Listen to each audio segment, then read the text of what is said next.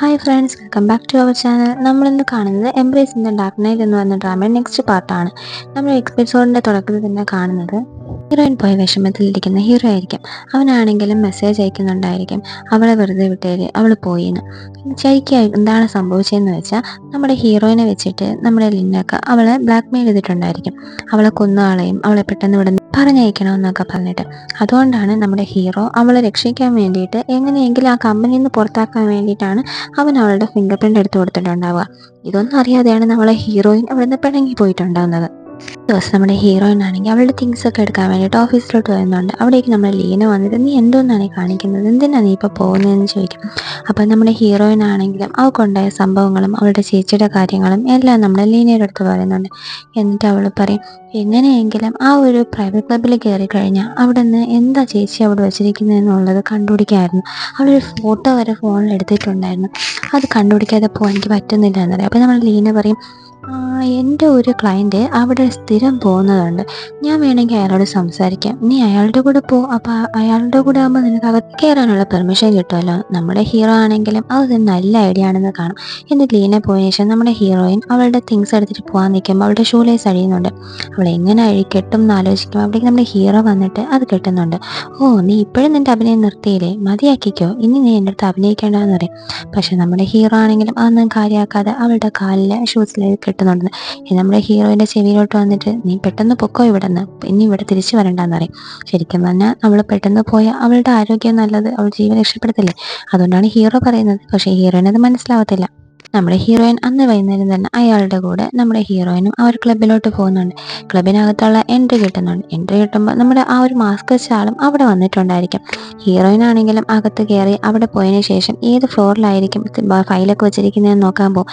അപ്പോഴാണെങ്കിൽ അവിടുത്തെ സർവൻസ് ഒക്കെ പറയുന്നേക്കും, എന്തായാലും 4th ഫ്ലോറിൽ പോകാൻ പാടില്ല, അവിടെ നമ്മൾ പോയി കഴിഞ്ഞാൽ പണി കിട്ടും എന്നൊക്കെ പറഞ്ഞ് സംസാരിക്കുന്നത് നമ്മുടെ ഹീറോയിൻ കേൾക്കും. അപ്പോൾ 4th ഫ്ലോറിലാണ് എല്ലാ ഫയൽസോടെ സൂക്ഷിച്ച് വെച്ചിരിക്കുന്നത്. എങ്ങനെയെങ്കിലും 4th കയറണമല്ലോ നമ്മുടെ ഹീറോയിൻ ആലോചിക്കും. പക്ഷെ അവിടെയൊക്കെ ആ ഒരു സെക്യൂരിറ്റി ഒക്കെ ഉള്ളതുകൊണ്ട് എങ്ങനെ കയറുമെന്ന് ആലോചിച്ചിട്ട് അവളാണെങ്കിൽ 3rd ഫ്ലോറിലോട്ടായിരിക്കും പോവുക. ഇവിടെയാണെങ്കിൽ നമ്മുടെ മാസ്ക് വെച്ച ആളാണെങ്കിൽ ഓരോ സെക്യൂരിറ്റീസിനെ ആയിട്ട് ബോധം കെടുത്തിയിട്ടിട്ട് 4th ഫ്ലോറിലോട്ട് കയറുന്നുണ്ട്. നമ്മുടെ ഹീറോയിൻ 3rd വന്നിട്ട് നോക്കുമ്പോൾ അവിടെ ഒരു സെക്യൂരിറ്റീസൊക്കെ ബോധം കെട്ട് കിടക്കുന്നതാണ്. അപ്പം നമ്മുടെ ഹീറോയിൻ ആണെങ്കിലും ആ ഒരു ഫ്ലോറിലോട്ട് കയറാൻ നോക്കും. അവിടുത്തെ സെക്യൂരിറ്റി ക്യാമറയുടെ റൂം നോക്കുമ്പോൾ എല്ലാ സെക്യൂരിറ്റീസും അവിടെ ഉറങ്ങിക്കിടക്കുകയാണ്. അയ്യോ, ഇതെന്തൊരു അവസ്ഥ എന്ന് പറഞ്ഞിട്ട് അവൾ ഓടിപ്പോയി 4th ഫ്ലോറിലോട്ട് കയറുന്നുണ്ട്. ആ 4th ഫ്ലോറിൽ കയറി അവൾ അങ്ങനെ ആ ഒരു റൂമിനകത്തോട്ട് പോകുമ്പോഴേക്കും ചേച്ചിയുടെ ഫോണിലുണ്ടായിരുന്ന ആ ഒരു ഫോട്ടോ അവളുടെ കണ്ണിൽ പെടുന്നുണ്ട്. ഈ ഫോട്ടോയ്ക്കകത്ത് എന്തോ ഉണ്ടല്ലോ, ഇത് കണ്ടുപിടിക്കണമെന്ന് പറഞ്ഞ് അവളത് എടുക്കാൻ പോകുമ്പോഴേക്കും ആരോ ഒരു പരിചയമുള്ള ആൾ അതിലെ പോയതുപോലെ തോന്നും. നോക്കുമ്പോൾ നമ്മുടെ ഹീറോയിൻ്റെ വായിലോട്ട് പൊത്തുന്നുണ്ട്. ആരാണെന്ന് നോക്കിക്കഴിഞ്ഞാൽ നമ്മുടെ മാസ്ക് വെച്ച ആളായിരിക്കും. സെക്യൂരിറ്റി നമ്മുടെ മാസ്ക് വെച്ച ആളിനെ കണ്ടുപിടിച്ചിട്ടുണ്ടായിരിക്കും. നമ്മുടെ ഹീറോയിൻ ആണെങ്കിലും, നിൻ്റെ ഈ പെട്ടെന്ന് ഇവിടുന്ന് രക്ഷപ്പെട്ടോ ഇല്ല എന്ന് ആ ഒരു മാസ്ക് വെച്ച ആൾ പറയുമ്പോഴും, ഞാനുള്ളപ്പോൾ നിനക്കൊന്നും വരാൻ ഞാൻ സമ്മതിക്കില്ല, നീ എൻ്റെ കൂടെ വാ എന്ന് പറഞ്ഞിട്ട് നമ്മുടെ ഹീറോയിൻ ആണെങ്കിൽ ആ ഒരു മാസ്ക് വെച്ച ആളെയും കൊണ്ട് അവിടെ നിന്ന് ഓടുന്നുണ്ട്. ഹീറോയിൻ ആണെങ്കിൽ അവനെയും കൊണ്ട് എല്ലാവരും ഡാൻസ് കളിക്കുന്ന ആ ഒരു സ്ഥലത്തായിരിക്കും വന്നിട്ടുണ്ടാവുക. സെക്യൂരിറ്റീസ് കാണാതെ ഡാൻസ് കളിച്ച് മാറുക എന്നതായിരുന്നു ഒരു ലക്ഷ്യം. പക്ഷേ എന്ത് ചെയ്യാനാ, സെക്യൂരിറ്റീസ് മാസ്ക് വെച്ചിരിക്കുന്ന ആളെ കണ്ടുപിടിക്കുന്നുണ്ട്. എന്നിട്ട് അവിടെ ഒരു വലിയ ഫൈറ്റ് തന്നെ നടക്കും. അതിനുശേഷം നമ്മുടെ ഹീറോയിൻ ആണെങ്കിലും കാറിൽ കയറി ആ ഒരു മാസ്ക് വെച്ച ആളെയും കൊണ്ട് രക്ഷപ്പെട്ടു പോകുന്നുണ്ട്. എന്നിട്ട് ഒരു സ്ഥലത്ത് അവർ ഇറങ്ങുന്ന സമയത്ത് നമ്മുടെ മാസ്ക് വെച്ച ആളുടെ തോളിൽ ചെറുതായിട്ടൊരു പരുക്ക് പറ്റുണ്ടായിരിക്കും. അത് അവൾ നോക്കാൻ വേണ്ടി ശ്രമിക്കുമ്പോൾ അവനതിന് സമ്മതിക്കുന്നുണ്ടാവില്ല. ശരി, പോകുന്നു, നീ സേഫായിട്ടിരിക്കുന്ന സൈൻ ലാംഗ്വേജ് കാണിച്ചിട്ട് അവനാണെങ്കിൽ അവിടെ നിന്ന് പോകുന്നുണ്ട്. ആ സമയത്താണ് അവൻ്റെ ചെയിൻ ഒരെണ്ണം താഴെ വീഴുന്നത്. അത് നമ്മുടെ ഹീറോയിനെ എടുത്ത് നോക്കുമ്പോൾ അതിനകത്തൊരു ഫോട്ടോ ഉണ്ടായിരിക്കും. ഇതാരാണെന്ന് കണ്ടുപിടിക്കണമെന്ന് അവൾ വിചാരിക്കുന്നുണ്ട്. ഇവിടെ നമ്മുടെ മാസ്ക് വെച്ച ആളാണെങ്കിലും അസിസ്റ്റൻ്റ് അടുത്ത് വന്നിട്ട് നമ്മുടെ മുറിവിനെ പറ്റിയിട്ടൊക്കെ സംസാരിച്ചുകൊണ്ടിരിക്കുമ്പോഴാണ് അവൻ്റെ ചെയിൻ മിസ്സായ കാര്യം ആ ഒരു മാസ്ക് വെച്ച ആൾ കണ്ടുപിടിക്കുന്നത്. ഇവിടെ നമ്മുടെ ഹീറോയിനാണെങ്കിൽ ആ ഒരു ഫോട്ടോയിലുള്ളത് ആരാണെന്ന് പറഞ്ഞിട്ട് ഗൂഗിൾ ചെയ്ത് നോക്കുന്നുണ്ട്. ആ സമയം അവൾ കണ്ടുപിടിക്കുന്നത് ഈ ലിങ്ങിൻ്റെ കമ്പനിയിൽ വേഷിംഗ് എന്ന് പറയുന്ന വേറൊരു കമ്പനിയായിട്ട് ടൈപ്പിൽ ഒരു പ്രോജക്റ്റ് നടന്നിട്ടുണ്ടായിരുന്നു. ആ പ്രോജക്റ്റിൽ നടത്തിയിരുന്ന ആളാണ് ഈ വേഷിംഗ് എന്ന് പറയുന്നത്. ആ ഒരു പ്രോജക്റ്റ് വളരെ നഷ്ടത്തിലായിരുന്നു. അതുകൊണ്ട് തന്നെ ഈ ലിങ്ങിൻ്റെ കമ്പനി എന്ത് ചെയ്തു, എല്ലാം വേഷിംഗ് ആണ് ചെയ്തത്, അവൻ്റെ കമ്പനിയാണ് കാരണമെന്ന് പറഞ്ഞിട്ട് ആ പൈസയെല്ലാം വേഷിംഗ് ആണ് കൊണ്ടുപോയതെന്ന് പറഞ്ഞ് പരാതി കൊടുത്തു. അങ്ങനെ നാട്ടുകാരുടെ മുമ്പിൽ നമ്മുടെ വേഷിംഗ് കള്ളനായിട്ട് മാറി. പോരാത്തതിന് വേഷിങ്ങിന് ഒരു മോനുണ്ട്, അവൻ്റെ പേര് ലൂയി എന്ന് പറഞ്ഞിട്ട് നമ്മുടെ ഹീറോയിൻ അതിൽ കണ്ടുപിടിക്കുന്നുണ്ട്. അപ്പോൾ ഈ മാസ്ക് വെച്ച പയ്യൻ്റെ പേരായിരിക്കണം ലൂയി എന്ന് അവൾ അസ്യൂം ചെയ്യുന്നുണ്ട്. പോരാത്തതിന് അവൻ്റെ അച്ഛന് ആ ഒരു കമ്പനിയിലുള്ളവർ ഇത്രയും ദ്രോഹിച്ചത് കൊണ്ടാണ് ഈ മാസ്ക് വെച്ച പയ്യൻ നമുക്ക് ഹെൽപ്പ് ചെയ്യുന്നത് എന്ന് നമ്മുടെ ഹീറോയിന് മനസ്സിലാവുന്നുണ്ട്. അതുകൊണ്ട് തന്നെ അവനെ കാണാൻ വേണ്ടിയിട്ടും ആ ലോക്കറ്റ് തിരിച്ചു കൊടുക്കാൻ വേണ്ടിയിട്ട് നമ്മുടെ ഹീറോയിൻ എന്ത് ചെയ്യാണ്, ആ ഒരു ബാറിലോട്ട് പോകുന്നുണ്ട്. അവിടെ പോയപ്പോൾ നമ്മുടെ ഹീറോയിനെ കാണുന്നു. എവിടെ പോയാലും നീ ഉണ്ടല്ലോ, നിനക്ക് ഇവിടുന്ന് പോകാനായില്ലേ എന്ന് നമ്മുടെ ഹീറോയിൻ്റെ അടുത്ത് അവൻ ചോദിക്കും. എൻ്റെ കാര്യം നീ നോക്കണ്ടെന്ന് പറഞ്ഞിട്ട് മൈൻഡേ ചെയ്യാതെ അവൾ അവിടെ നിന്ന് പോകുന്നുണ്ട്. എന്നിട്ട് നമ്മുടെ ഹീറോയിൻ ആണെങ്കിലും ആ ഒരു ലോക്കറ്റ് കൊടുക്കാൻ വേണ്ടി അവിടെ വെയിറ്റ് ചെയ്തിരിക്കും. അങ്ങനെ ആ ഒരു മാസ്ക് വെച്ച പയ്യനാണെങ്കിലും വരുന്നുണ്ട്. ആ സമയം അവനോട് പറയുന്നുണ്ട്, നിന്റെ പപ്പേനെ അവർ ചോദിച്ചത് കൊണ്ടാണ് നീ ഇങ്ങനെ ചെയ്യുന്നതെന്ന് എനിക്ക് മനസ്സിലായി. അതുപോലെ തന്നെ എൻ്റെ ചേച്ചിയെ അവർ കൊന്നു, അതെനിക്ക് കണ്ടുപിടിക്കണം. നമ്മൾ ഒന്നിച്ച് നിന്നാൽ ഇത് കണ്ടുപിടിക്കാൻ എളുപ്പമാണ് എന്ന് പറഞ്ഞിട്ട് നമ്മുടെ ഹീറോയിൻ നമുക്ക് ഒന്നിച്ച് നിൽക്കാമോ എന്ന് ചോദിക്കും. അവനാണെങ്കിലും ഒന്നിച്ച് നിൽക്കാമെന്ന് സമ്മതിക്കുന്നുണ്ട്. ഇത് നമ്മുടെ ഹീറോയിൻ ആണെങ്കിൽ അവളുടെ ഫോണിൽ ചേച്ചിയുടെ ആ ഒരു ഫോട്ടോ കാണിച്ചു കൊടുക്കും. എൻ്റെ ചേച്ചി മരിക്കുന്നതിന് മുമ്പ് എടുത്തൊരു ഫോട്ടോ ആണിത്. ഇതിനകത്ത് എന്തുകൊണ്ട് ഈ ഒരു ഫോട്ടോ ഞാൻ ആ പ്രൈവറ്റ് ക്ലബ്ബിലും കണ്ടു. അപ്പോൾ ഇതെന്താണെന്ന് കണ്ടുപിടിക്കണമെന്ന് പറയും. അപ്പം ഇവർ രണ്ടുപേരും കൂടെ എന്ത് ചെയ്യുന്നുണ്ട്, ആ ഒരു പ്രൈവറ്റ് ക്ലബ്ബിൽ പോയി ആ ഒരു ഫോട്ടോയുടെ അടുത്തെത്തുന്നുണ്ട്. അവിടെ പോയി നമ്മുടെ ഹീറോ ആണെങ്കിലും ആ ഒരു ഫോട്ടോയുടെ അകത്തുനിന്ന് ഒരു ഫോൺ കിട്ടുന്നുണ്ട്. അപ്പോൾ ഈ ഫോണാണ് അവൾ ഇതിനകത്ത് ഒളിച്ചു വെച്ചിരുന്നത്. എന്ന് വെച്ചാൽ ഇതിനകത്ത് എന്തോ ഉണ്ട്, ഇതെന്താണെന്ന് നമുക്ക് നോക്കണമെന്ന് പറഞ്ഞുകൊണ്ടിരിക്കുമ്പോഴേക്കും ഒരു സിറിഞ്ച് വന്ന് നമ്മുടെ ഹീറോയിൻ്റെ തോളിൽ കുത്തുന്നത് അതൊരു മയക്കുമരുന്ന് പോലെയാണ്. അത് അവൾ കൊടുത്തതും അവളാണെങ്കിൽ ബോധം കെടുന്നുണ്ട്. നമ്മുടെ ആ ഒരു മാസ്ക് വെച്ച പയ്യനും അവൾ എടുത്തുകൊണ്ട് വരുന്നുണ്ട് ഒളിച്ചിരിക്കാൻ. അങ്ങനെ ഇടയ്ക്ക് വെച്ച് അവൾക്ക് ബോധം വരും. ആ സമയത്ത് ഓപ്പൺ ചെയ്ത് നോക്കുമ്പം അതിനകത്ത് ആ ഒരു ജി എന്ന് പറയുന്ന കമ്പനിയിൽ പല പല റെക്കോർഡ്സ് ആയിരിക്കും വാങ്കുങ്ങിനുമായിട്ടുള്ള, അതായത് നമ്മുടെ ആ ഒരു മാസ്ക് വെച്ച പയ്യൻ്റെ പപ്പയുമായിട്ടുള്ള എല്ലാ കള്ള രഹസ്യങ്ങളും എല്ലാം അതിനകത്തുണ്ടായിരിക്കും. അത് കാണുമ്പോൾ നമ്മുടെ ഹീറോയിൻ ആണെങ്കിൽ നിൻ്റെ ചേച്ചിയെ രക്ഷിക്കാനുള്ള ഒന്നും കിട്ടിയില്ലെങ്കിൽ നിൻ്റെ പപ്പയുടെ സത്യാവസ്ഥ കാണിക്കാനുള്ള എല്ലാം നമുക്ക് ഇതിനകത്തുണ്ട്, ഇത് നമുക്ക് പോലീസിന് കൊടുക്കാമെന്ന് പറയും. എന്നിട്ട് അവൾ പറയും, എനിക്ക് നന്നായിട്ട് തല കറങ്ങുന്നു, എനിക്കിപ്പോൾ ഒരുമാതിരി ഇരിക്കുന്നതെന്ന് പറഞ്ഞിട്ട് അവൾ അങ്ങനെ മയങ്ങി വീഴുന്നുണ്ട്. എന്നിട്ട് നമ്മുടെ ലിനിനാണെങ്കിലും അവൻ്റെ ആ ഒരു പഴയ ഫോൺ ഓൺ ആയി എന്നുള്ള മെസ്സേജ് വരുന്നുണ്ട്. ഓ, അപ്പോൾ ആ ഫോൺ അവർക്ക് കിട്ടിയല്ലേ, ഇത് ശരിയാവില്ല എന്ന് പറഞ്ഞിട്ട് അവനാണെങ്കിൽ ആ ഫോണിൻ്റെ ലൊക്കേഷനിലോട്ട് വരുന്നുണ്ട്.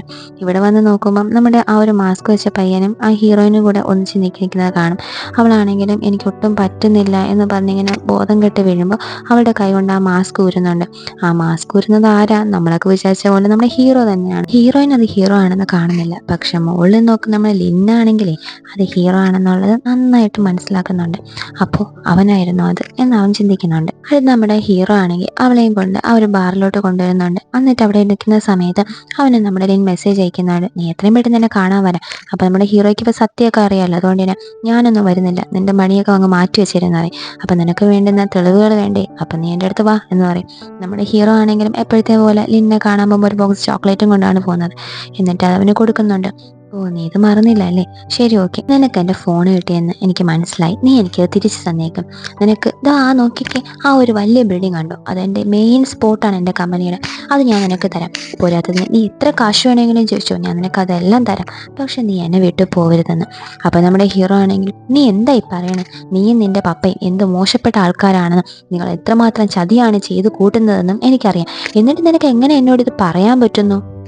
നീയും വിനുഹയും ഒരുപോലെയാ, മണ്ടന്മാരാ, അതുകൊണ്ടാണ് നിങ്ങളെപ്പോഴും ഒരു ടീമായിട്ടിരിക്കുന്നതെന്ന് പറയും. ഇത് കേൾക്കുമ്പോൾ നമ്മുടെ ഹീറോയ്ക്ക് ഇഷ്ടപ്പെടത്തില്ല. അവനാണെങ്കിൽ അവനെ അടിക്കുന്നുണ്ട്. അപ്പോൾ അവനും പറയും, ആരും മണ്ടന്മാരെ, ഞങ്ങളല്ല, നീയാണ് ഞങ്ങളെ മണ്ടന്മാരാക്കിയത്, നിന്നെ ഞങ്ങൾ വിശ്വസിച്ചു സ്നേഹിച്ചു, അതിനുള്ള ശിക്ഷയാണ് നീ തന്നേന്ന്. അപ്പം നമ്മുടെ ലിന്നും പറയുന്നു, ഓ, നിങ്ങൾ എന്നെ വിശ്വസിച്ചോ, അപ്പം നിങ്ങൾ എന്നോട് ചെയ്തതോ, അവളെ ചേച്ചിയെ കണ്ടുപിടിക്കാൻ വേണ്ടിയിട്ട്, ചേച്ചിയുടെ മരണത്തിന് മുന്നിൽ ആരെന്ന് കണ്ടുപിടിക്കാൻ വേണ്ടിയിട്ട് എൻ്റെ അടുത്ത് നല്ലവളെ പോലെ അഭിനയിച്ചു. നീയോ, നീ നിന്റെ അച്ഛൻ്റെ മരണത്തിന് കാരണം ആരാണ് എന്താണെന്ന് അന്വേഷിക്കാൻ വേണ്ടിയിട്ടല്ലേ എന്നോട് വന്നത്. നിങ്ങൾ ആരും എന്നോട് ആത്മാർത്ഥമായിട്ടല്ലല്ലോ ഇരുന്നത്, പിന്നെ ഞാൻ മാത്രം എന്തിനിരിക്കണം? നീ ഇങ്ങനെയൊക്കെ പറഞ്ഞെന്ന് കരുതി നിങ്ങൾ ചെയ്തൊന്നും തെറ്റല്ലാതാവത്തില്ല എന്ന് നമ്മുടെ ഹീറോ പറഞ്ഞിട്ട് അവിടെ ദേഷ്യത്തിൽ പോകും. ആ സമയം ലിന്നിനാണെങ്കിൽ ഒത്തിരി സങ്കടമാവുന്നുണ്ട്. എനിക്ക് തോന്നുന്നു ശരിക്കും നമ്മുടെ ലിന്നിനെ നമ്മുടെ ഹീറോയിനെ അത്രയ്ക്ക് ഇഷ്ടമായിരുന്നിട്ടുണ്ടായിരിക്കും അല്ലേ, അതുകൊണ്ടായിരിക്കും ലിൻ ഇത്രയും തകർന്ന് നിൽക്കുന്നുണ്ടാവുക. നമ്മുടെ ബാറിൽ കാണിക്കുമ്പോൾ നമ്മുടെ ഹീറോയിൻ ഇപ്പോഴാണ് കണ്ണ് തുറക്കുന്നതന്നെ. കണ്ണ് തുറക്കുമ്പോൾ മാസ്ക് വെച്ച പയ്യൻ അവളുടെ അടുത്തുണ്ടായിരിക്കും. ഉടനെ നമ്മളുടെ ഹീറോയിൻ ആണെങ്കിലും അവനെ ഹഗ് ചെയ്തിട്ട്, നീ എന്നെ വിട്ട് പോവില്ല, എൻ്റെ അടുത്ത് തന്നെ ഇരിക്കണമെന്ന് പറയും. ആ സമയം നമ്മുടെ ഹീറോ ഇവിടെ ഇരുന്നും കൊണ്ട് വീഡിയോയിൽ ഇത് കാണുകയാണ്. എന്ന് വെച്ചാൽ നമ്മുടെ ഹീറോയിൻ്റെ അടുത്തുള്ളത് ആരാ, ലിന്നാണ്. അപ്പോൾ ആ മാസ്ക് വെച്ചിരിക്കുന്നത് നമ്മുടെ ലിന്നാണെങ്കിലും, ശരി ബാ, നമുക്ക് ആ ഫോണും കൊണ്ട് എത്രയും പെട്ടെന്ന് പോലീസ് സ്റ്റേഷനിൽ പോകണം എന്ന് പറയും. അപ്പോൾ നമ്മുടെ ഹീറോയിൻ ആണെങ്കിലും ശരി ശരി നമുക്ക് ഇപ്പോൾ തന്നെ പോവാന്ന് പറഞ്ഞ് അവൾ ഇറങ്ങി തിരിക്കുന്നുണ്ട്. കാറ് കൊണ്ടുവന്ന് അവർ വേറൊരു സ്ഥലത്തായിരിക്കും നിർത്തിയിട്ടുണ്ടാവുക. നമ്മുടെ ഹീറോയിൻ ആണെങ്കിലും ആ സ്ഥലം കണ്ട് ഞെട്ടി അവിടെ നിന്ന് ഓടുന്നുണ്ട്. അവൾ ഓടി ഓടി ഓടി നമ്മുടെ ആ ഒരു മാസ്കച്ച പയ്യനാണെങ്കിൽ അവളെ ഫോളോ ചെയ്യുന്നുണ്ട്. അങ്ങനെ ഒരു റൂഫ് ടോപ്പിലെത്തും. അപ്പം നമ്മുടെ ഹീറോയിൻ പറയും, എനിക്കറിയാം ഇത് നീ അല്ല എന്ന്. അപ്പോൾ നമ്മുടെ ആ ഒരു പയ്യനാണെങ്കിലും പറയും, നീ എങ്ങനെ കണ്ടുപിടിച്ചു എന്ന് ചോദിക്കും. അപ്പോൾ അവൾ പറയും, ഇല്ല, എൻ്റെ അടുത്ത് ഹീറോ ഇതുവരെ എൻ്റെ തോളിൽ തട്ടിയിട്ടില്ല, പക്ഷേ നീയാണെങ്കിൽ ഹഗ് ചെയ്ത സമയത്ത് തോളിൽ തട്ടി, അപ്പോൾ എനിക്കത് മനസ്സിലായിരുന്നു. എന്നിട്ട് അപ്പോൾ എന്നെ നീ ഇത്ര നേരം മണ്ടനാക്കുമായിരുന്നല്ലേ എന്ന് പറയും. അവനാണെങ്കിൽ ഹീറോയെ ചാടി പിടിക്കാൻ നോക്കും, പൈ തട്ടി അവനാണെങ്കിൽ റൂഫിൽ നിന്ന് താഴെ വീഴാൻ പോകും. നമ്മുടെ ഹീറോയിനാണെങ്കിൽ അവൻ്റെ കയ്യിൽ പിടിച്ചിട്ടുണ്ടായിരിക്കും, അവനെ രക്ഷപ്പെടുത്താൻ വേണ്ടി നോക്കുന്ന പോലെ. ലിന്നാണെങ്കിൽ ആ സമയം അവൻ്റെ ലവറിന് ഓർമ്മ വരും.